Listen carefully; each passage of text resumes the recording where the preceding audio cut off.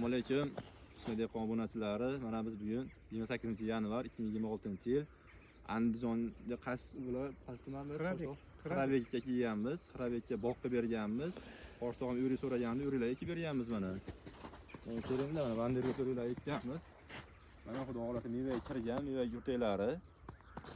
Qo'rtog'im uri ekkan ekan, shala uri chiqib qolgan ekan mana. Shala urilarni qaydan buzur olmasdan ula berdik. Mana pindilarga ko'rsatib qo'ying. Mana ushlagan, hamma pin yuzlari mana ushlagan. Mana ko'zlari mana bu ham ko'z. Ashlarda oz kesib, qo'rtog'im chiroyli qilib beryapmiz. Maqsad bizda ko'tat o'tkazish bas.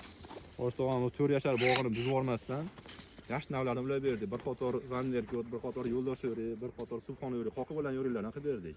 Mana qo'rtog'im o'zi chetda yonimizda. Bu nima deysiz endi? Biz bu ukamiz bilan, dadasi bilan 3-4 yildan beri aloqa qilamiz. Bozorlarga kelishganda ko'rishib turamiz. Ashuna nimasiga kelib mana bog'da o'zim qilib beraman deb gilozlarni ekdi, mana uylarda uladi. Gilozlar ham ishonchli ekan. Mana hammasi tutdi, 100% ushladi. Endi uni daryolarini ham giloz bog' qilib beramiz deb 2 gektar bog'im bor. Ukam yanimda, ukamikini ham qilib beradi. Xudo xolasa ko'chatlari ishonchli, o'zi ulaydi, o'zi ko'chirib, o'zi olib keladi. Unaqa ko'chaga bir yerga ko'mib, yana olib kelmaydi mevalarni. Tramvay olib kelib turib ekib beradi. Bizda sveji ko'tarilib, sveji ekiladi.